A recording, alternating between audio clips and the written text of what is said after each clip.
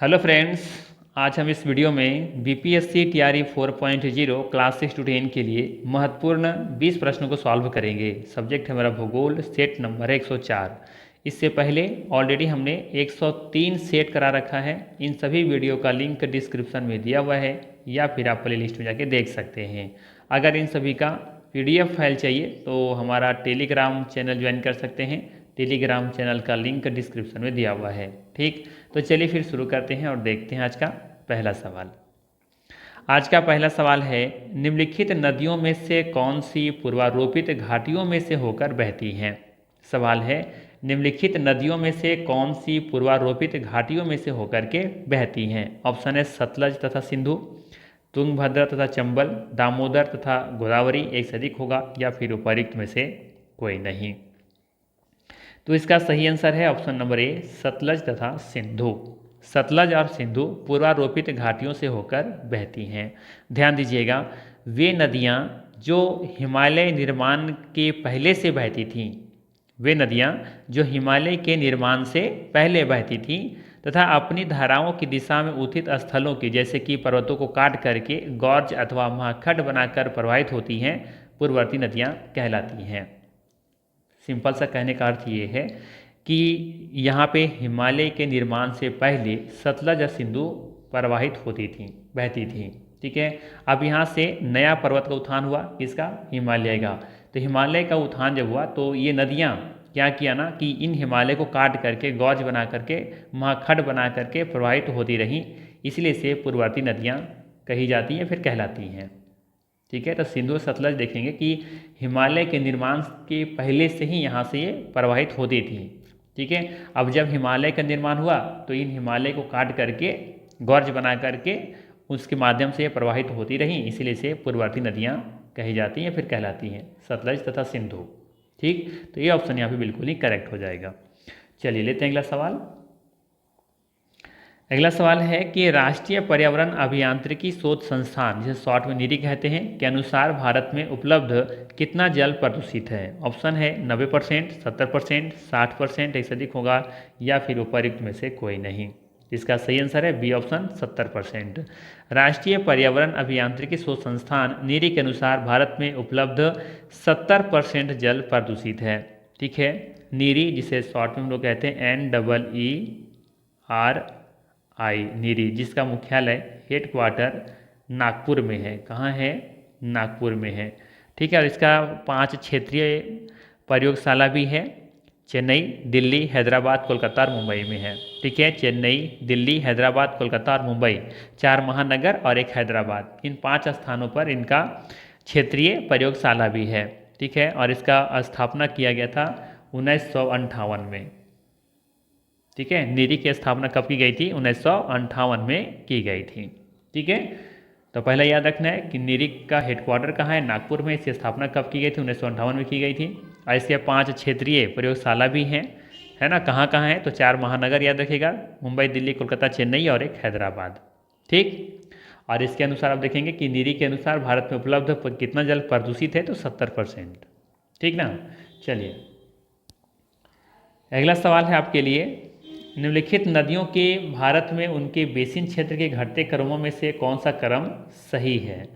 पहला गंगा, सिंधु, गोदावरी, कृष्णा, गोदावरी, गंगा, सिंधु, कृष्णा, सिंधु, गंगा, कृष्णा, या फिर गोदावरी। बोला जा रहा है आपसे कि भारत में, ठीक है, भारत में उनके बेसिन क्षेत्र के घटते क्रमों में से कौन सा क्रम सही है। तो हम जानते हैं कि भारत की सबसे जो बड़ा जो नदी है या फिर सबसे बड़ा बेसिन क्षेत्र बनाता है वो है गंगा। तो गोदावरी भी नहीं होगा और सिंधु भी नहीं होगा। तो इसका सही आंसर क्या होगा यहाँ पे? फिर ऑप्शन नंबर ए हो जाएगा सही। लेकिन उसके आगे भी हमें चेक करने की जरूरत होगी। तो गंगा के बाद अब देखेंगे दूसरे नंबर पर सिंधु देखने को मिलता है, फिर गोदावरी और फिर ये कृष्णा। ठीक है, तो बिल्कुल यहाँ पे करेक्ट दिख रहा है। ठीक है, दक्षिण भारत की सबसे बड़ी नदी वैसे गोदावरी है और दक्षिण भारत की दूसरी सबसे बड़ी नदी कृष्णा नदी है।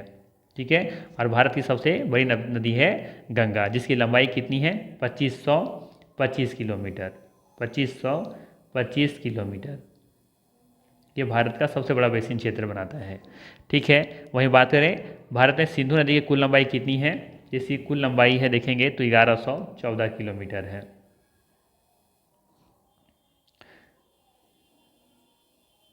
ठीक है, और वहीं बात करें कृष्णा नदी की, ठीक है, तो इसकी लंबाई देखेंगे तो लगभग 1400 किलोमीटर है, ठीक है, 1400 किलोमीटर है, ठीक है ना। तो ये आप याद रखिएगा। आप लोग कमेंट करके बताइए गोदावरी नदी की जो लेंथ है, लंबाई है, वो कितनी है, ठीक है। फिलहाल यहाँ पे सही आंसर ए ऑप्शन होगा। बेसिन क्षेत्र के बारे में बात हो रही है, ना कि लंबाई के आधार पर, ठीक है। तो बेसिन क्षेत्र घटते क्रम में देखेंगे, सबसे बड़ी जो गंगा बेसिन क्षेत्र वो गंगा की है, फिर सिंधु का है, फिर गोदावरी, फिर है कृष्णा, ठीक है। साथ ही साथ याद रखना है कि दक्षिण भारत की सबसे बड़ी नदी गोदावरी को कहा जाता है, दूसरी सबसे बड़ी नदी है कृष्णा नदी, ठीक है। और ये भी याद रखा जा सकता है यहाँ पे कि प्रायद्वीपीय भारत की सबसे लंबी नदी गोदावरी नदी तो है ही है। इसके अलावा याद रख सकते हैं कि आकार एवं विस्तार में बड़ी होने के कारण गोदावरी नदी को दक्षिणी गंगा एवं वृद्ध गंगा भी कहा जाता है, ठीक है। इस सवाल पूछा भी गया था टीआरई जो 4-3 हुआ था, री एग्जाम हुआ था उसमें, कि दक्षिण भारत का वृद्ध गंगा किसे कहा जाता है, ठीक है। तो याद रखना है आकार एवं विस्तार में बड़ी होने के कारण गोदावरी नदी को दक्षिण गंगा एवं वृद्ध गंगा भी कहा जाता है, ठीक है ना। चलिए अगला सवाल है आपके लिए, निम्नलिखित में से किसने 1951 में प्रस्तावित किया कि मानसून ग्रहीय पवनों और दाब पेटियों का ऋतुवार स्थानांतरण मात्र है। ऑप्शन है हैली, कोटेश्वरम, फ्लोन, या एक से अधिक होगा, या फिर उपर्युक्त में से कोई नहीं। तो इसको याद रखिएगा, फ्लोन ने कहा था ऐसा, ठीक है। फ्लोन ने 1951 में प्रस्तावित किया था कि मानसून ग्रहीय पवनों और दाब पेटियों का ऋतुवार स्थानांतरण मात्र है। सी ऑप्शन यहाँ पे बिल्कुल ही करेक्ट है यहाँ पे। चलिए अगला सवाल है आपके लिए, राज्यों तथा उनके भौगोलिक क्षेत्र के वनाच्छादित भाग के प्रतिशत के युग्मों में से कौन सा युग्म सुमेलित है।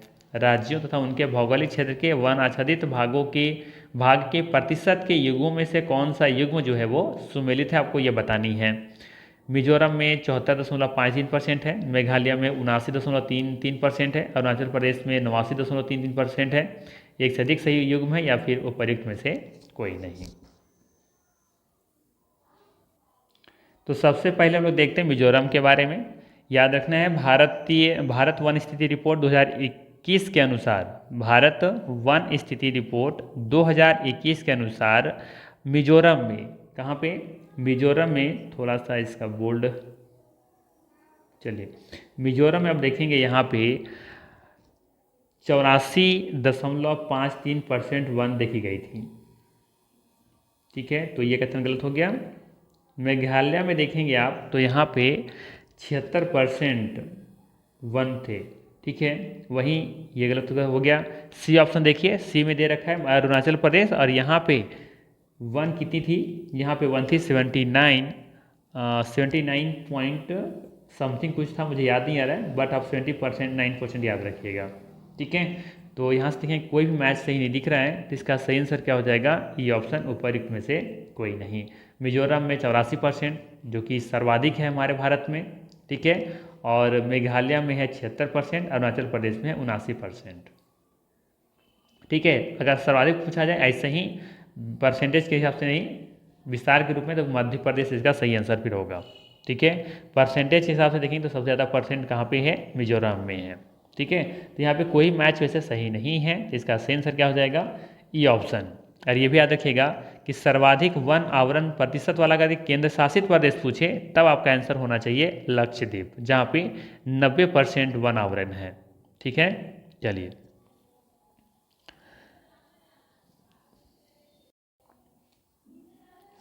अगला सवाल है, निम्नलिखित राष्ट्रीय उद्यानों में से कौन सा उद्यान खबरों में इसलिए आया क्योंकि वहां अफ्रीका से लाकर 20 चीते छोड़े गए।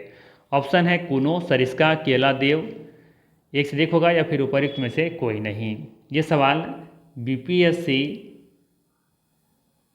टीआरई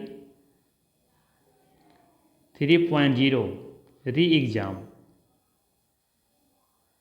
9 to 10 के एग्जाम में ये सवाल पूछे गए थे, ठीक है। सेम सवाल बीपीएससी टीआरई 3.0 री एग्जाम में 9 to 10 के एग्जाम में ये पूछे गए थे, ठीक है।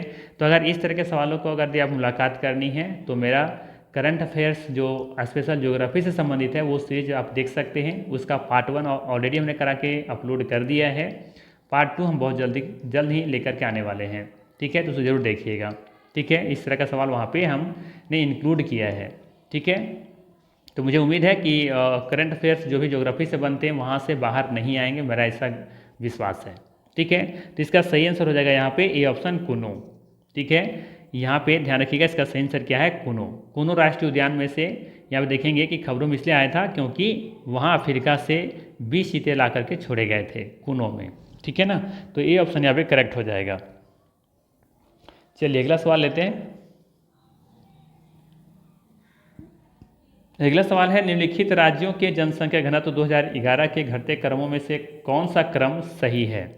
ठीक है, बताना है निम्नलिखित राज्यों के जनसंख्या घनत्व 2011 के घटते क्रमों में से कौन सा क्रम सही है।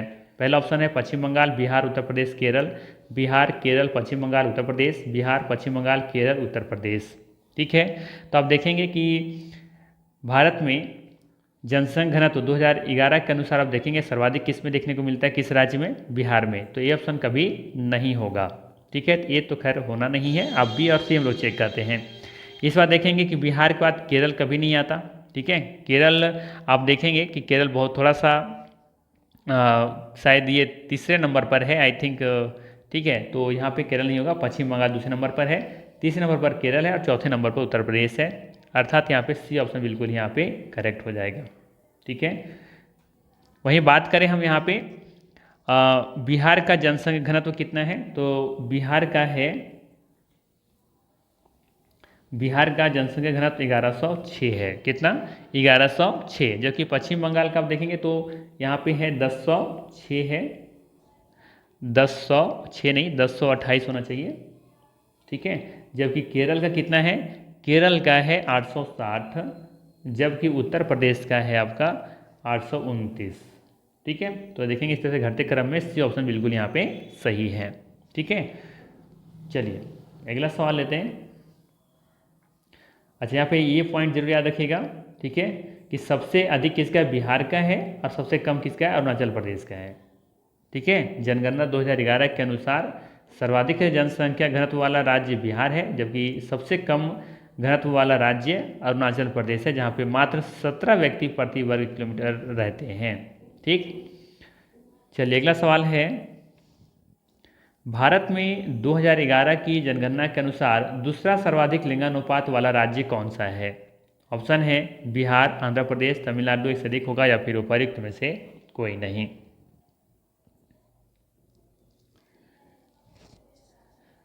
सही आंसर हो जाएगा यहाँ पे सी ऑप्शन, तमिलनाडु।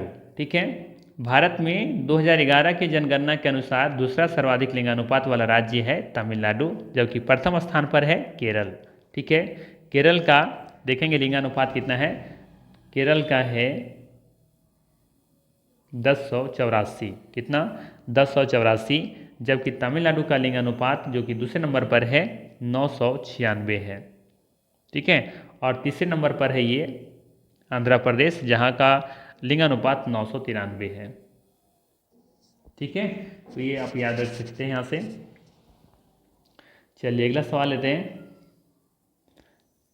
अगला सवाल है कि निम्नलिखित पर्वत चोटियों में से किस चोटी को प्रादेशिक भाषा में सागर माथा कहा जाता है। ऑप्शन है कंचनजंगा, एवरेस्ट, मकालू, एक से अधिक होगा या फिर उपयुक्त में से कोई नहीं। तो यहाँ पे सही आंसर क्या हो जाएगा, बी ऑप्शन, एवरेस्ट। ठीक है, माउंट एवरेस्ट। ठीक है, एवरेस्ट चोटी को ही प्रादेशिक भाषा में सागर माथा कहा जाता है। ठीक है, और ये लाइन भी याद रख सकते हैं आप यहाँ से। माउंट एवरेस्ट को तिब्बत में कोमोलंगमा अर्थात बर्फ की देवी तथा नेपाल में सागर माथा ब्रह्मांड की माता कहते हैं। इसे पृथ्वी का तीसरा ध्रुव भी कहा जाता है। ठीक, चलिए अगला सवाल है आपके लिए, भूटान में स्थल का कितना भाग हिमनदों से आच्छादित है। बताना है भूटान में स्थल का कितना भाग हिमनदों से आच्छादित है।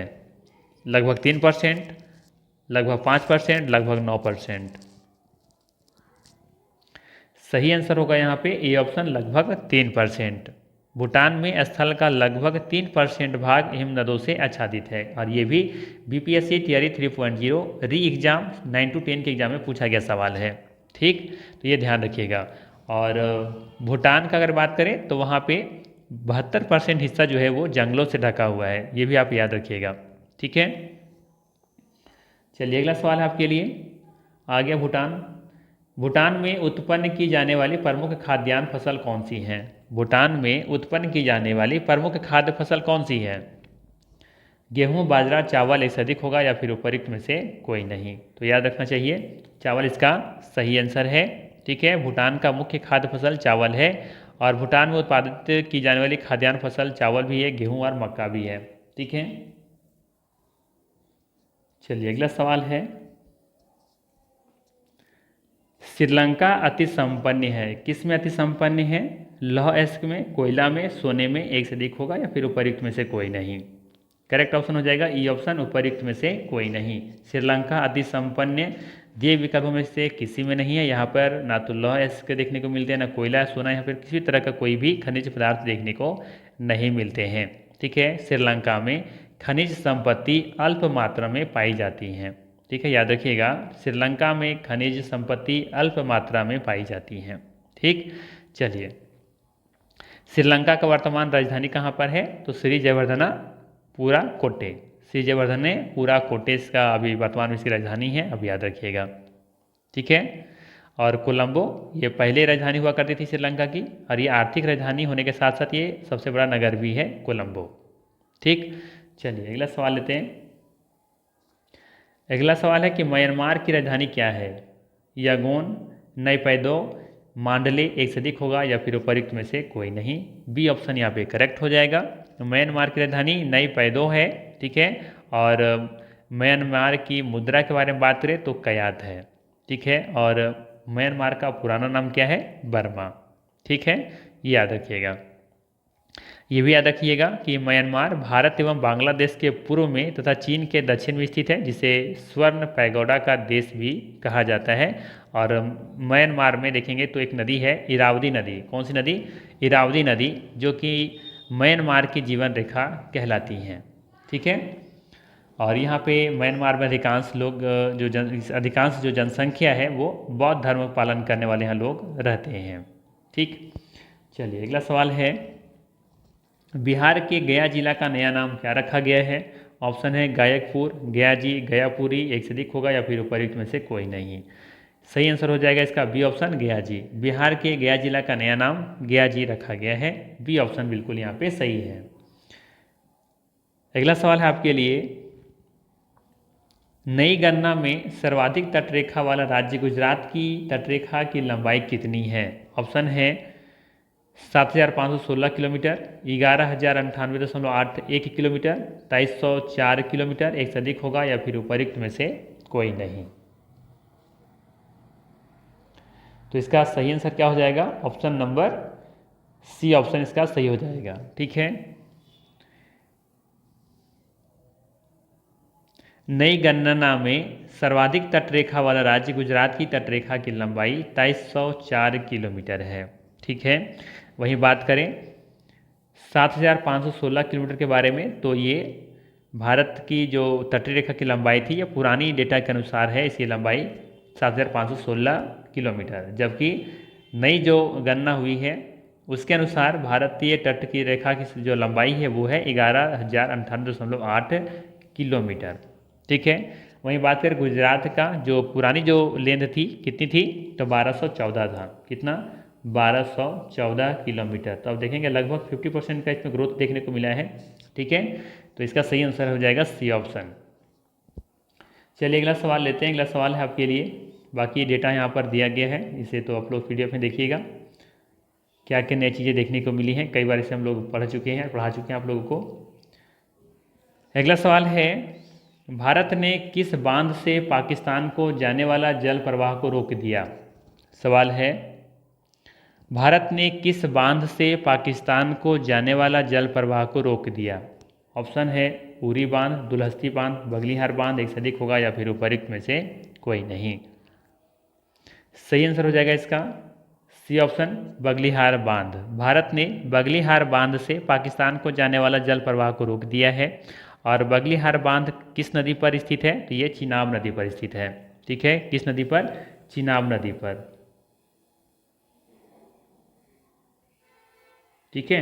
वैसे दुलहस्ती नदी भी देखेंगे, दुलहस्ती बांध भी आप देखेंगे तो ये चिनाब नदी पर ही है। ठीक है, जबकि उरी बांध जो है ना ये झेलम नदी पर है, उरी बांध झेलम नदी पर है, जबकि दुलहस्ती बांध और बगलीहार बांध ये दोनों चिनाब नदी पर बनाया गया है। जबकि बगलीहार बांध से ये पाकिस्तान को जाने वाला जो जल प्रवाह है वो उसे रोक दिया गया है। ठीक है, चलिए अगला सवाल लेते हैं।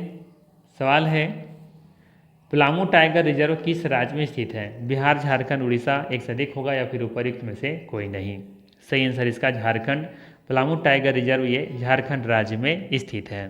ठीक है, चलिए अगला सवाल लेते हैं।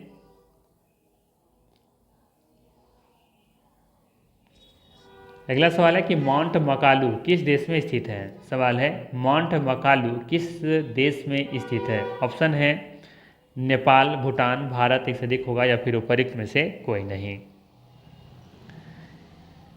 सही आंसर हो जाएगा यहाँ पे नेपाल।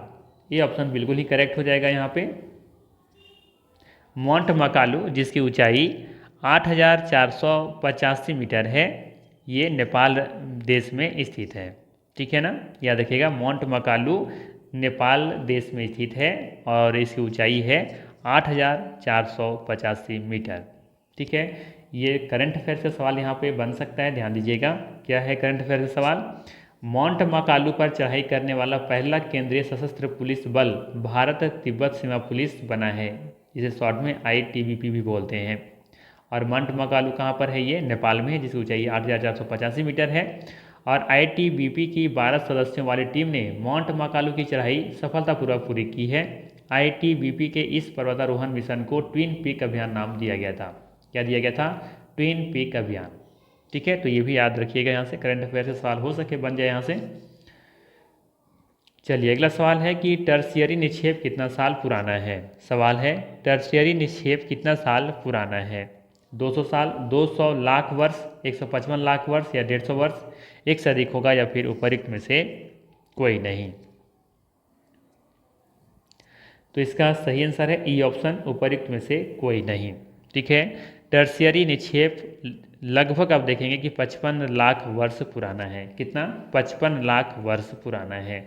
जबकि गोंडवाना जो है ना ये 200 लाख वर्ष पुराना है। ठीक है, गोंडवाना 200 लाख वर्ष पुराना है, जबकि टर्शरी में जो निक्षेप है वो लगभग आप देखेंगे तो 55 लाख वर्ष पुराना है। ठीक है, तो ये ऑप्शन यहाँ पे करेक्ट होगा।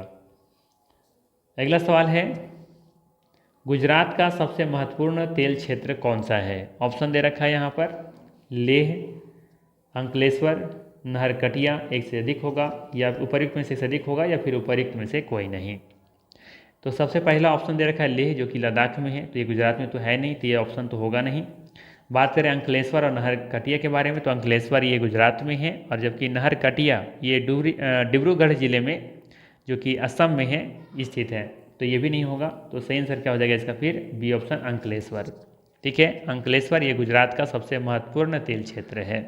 ठीक है, नहरकटिया भी एक देखेंगे तो असम में स्थित है, और ये भी एक तेल क्षेत्र, महत्वपूर्ण तेल क्षेत्र ही है असम का, बट ये असम में है ना कि गुजरात में। तो बी ऑप्शन यहाँ पे बिल्कुल ही करेक्ट हो जाएगा। तो ये था महत्वपूर्ण 20 प्रश्न।